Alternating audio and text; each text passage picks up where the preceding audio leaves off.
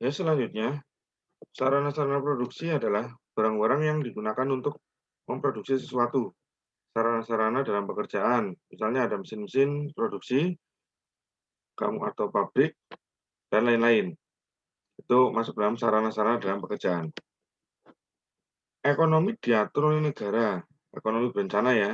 Semua yang berhubungan dengan faktor ekonomi diatur oleh negara, mulai dari besaran gaji, volume produksi, dan lain-lain. Jadi semuanya itu diatur oleh negara. Jadi negara memang di situ berperan penting. Yang berikutnya, sosialisme demokratis, di mana menempatkan masyarakat di atas individu, tidak bersedia mengorbankan sistem pemerintahan demokratis karena dianggap sebuah perolehan yang berharga. Kaum buruh membentuk serikat, kemudian bertarung dalam politik melalui partai sosialis. Jika menang, mereka dapat mengatur perekonomian menurut cita-cita sosialistis. Ini yang banyak diterapkan di berbagai negara ya, sosialisme demokratis. Di Indonesia pun seperti itu.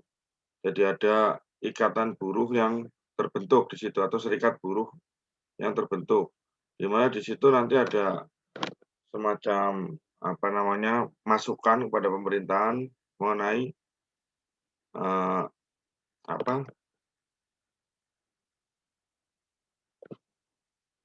mengenai komitmen-komitmen yang dibentuk oleh perusahaan. Apakah itu menguntungkan oleh kaum buruh ataupun tidak, itu nanti dibahas di situ. Ini sosialisme demokratis. Dan jika kalah, mereka menjadi partai oposisi sehingga dapat mempengaruhi keputusan pemerintah ke arah kesejahteraan rakyat. Atau mereka membuat koalisi dengan partai-partai lain untuk mempengaruhi pemerintah.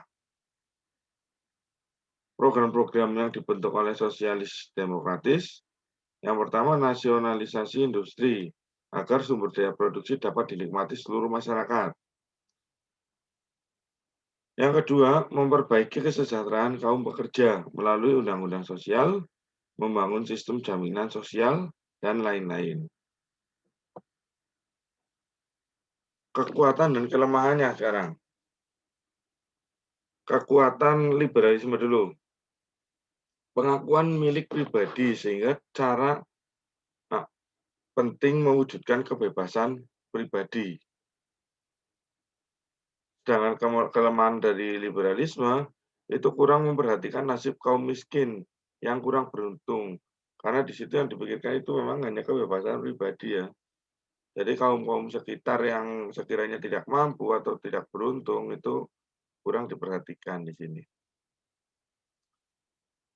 Kekuatan sosialis menemukan dimensi transindividual dari pemilik, bahwa milik mempunyai fungsi sosial yang tidak boleh dibatasi kepentingan pribadi.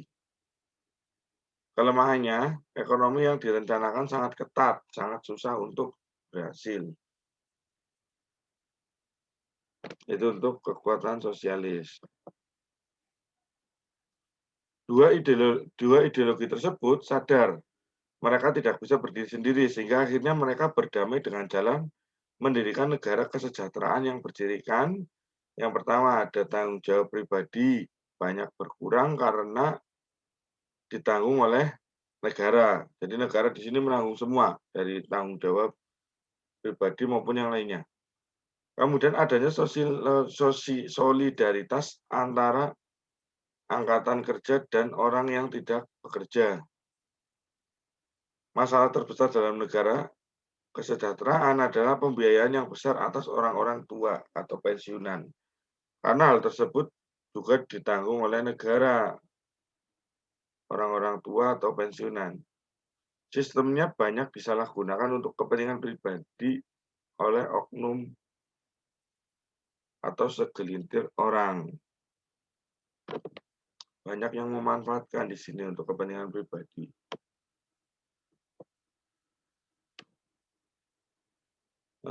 Tadi sudah ya liberalisme dan sosialisme, kemudian kapitalisme dan demokratisasi. Kapitalisme adalah sebuah praktek ekonomi di mana ditandai dengan adanya kelas sosial, yaitu kelas borjuis dan kelas proletar. Unsur hakikinya adalah lembaga milik pribadi, pencarian untung, dan sistem ekonomi pasar bebas yang dapat menjadikan monopoli. Demokratisasi ekonomi yang dilakukan negara barat adalah hal yang menarik karena pemerintah demokratis dapat mengoreksi akses kapitalisme. Kemudian antagonisme antar kelas dapat teratasi. Pemilikan sarana-sarana produksi yang semakin merata. Ini tadi kapitalisme dan demokratisasi ya. Kemudian etika pasar bebas. Pasar bebas adalah pasar sempurna sesuai dengan demand and supply tanpa ada moral di dalamnya. Namun, hal tersebut sangat susah untuk terjadi secara sempurna karena tidak terjadi keseimbangan. Untuk sampai pada keseimbangan pasar dibutuhkan etika moral. Tapi kan dalam pasar bebas itu kadang-kadang memang yang dipentingkan itu keuntungan ya. Harusnya itu harus mutualisme atau saling menguntungkan atau antar pelaku bisnis. Itu didukung dengan adanya etika moral. Kalau sudah ada etika moral pasti akan terjadi kesempurnaan atau keseimbangan ya dalam pasar bebas tersebut. Etika moral dalam pasar bebas dapat dilihat dari dua sisi. Yang pertama keadilan sosial, di mana semua peserta kompetis dalam pasar diberikan kesempatan yang sama. Bukan berdasarkan siapa yang kuat, dia yang menang. Itu enggak. Hak dan kewajibannya juga sama di situ. Etika dibutuhkan agar suasana kompetisi berjalan baik, sesuai dengan moral yang ada. Kejujuran dalam etika pasar bebas adalah hal yang sangat penting, sehingga dapat tercipta win-win solution.